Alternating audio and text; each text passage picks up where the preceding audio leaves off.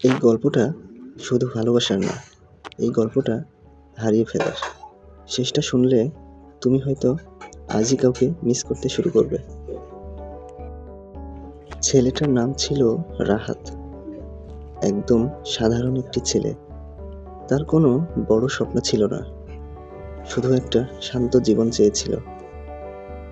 প্রতিদিন বিকেলে সে এই রাস্তা দিয়ে হেঁটে যেত, কারণ এই রাস্তাতেই সে প্রথম তাকে দেখেছিল। মেয়েটার নাম ছিল আয়েশা।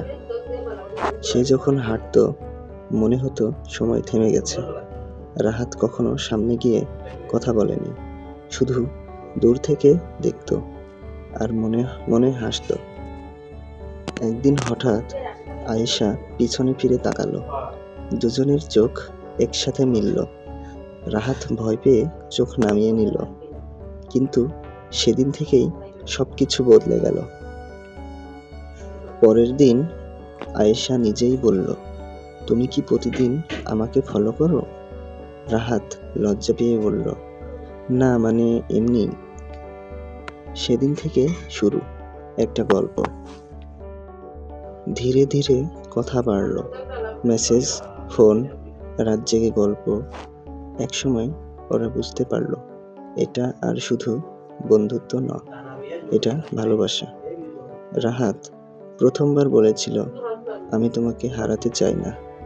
আয়েশা হেসে বলেছিল, আমি থাকবো সব সময়। কিন্তু জীবন সবসময় গল্পের মতো হয় না। একদিন আয়েশা চুপ হয়ে গেল। কম কথা, কম মেসেজ। রাহাত বুঝতে পারছিল কিছু একটা ভুল হচ্ছে। একদিন জিজ্ঞেস করতেই আয়েশা বলল, আমার পরিবার আমাদের সম্পর্ক মানবে না। রাহাত বলল, আমি লড়ব। কিন্তু আয়েশা শুধু চুপ করে রইল। তারপর একদিন সবকিছু হঠাৎ থেমে গেল। আয়েশা আর আশা বন্ধ করে দিল। ফোন বন্ধ, সব জায়গায় নিঃশব্দ। রাহাত পাগলের মতো খুঁজতে লাগলো, বন্ধুদের কিন্তু কোথাও পেল না। কয়েকদিন পর একটা খবর পেল, আয়েশার বিয়ে হয়ে গেছে।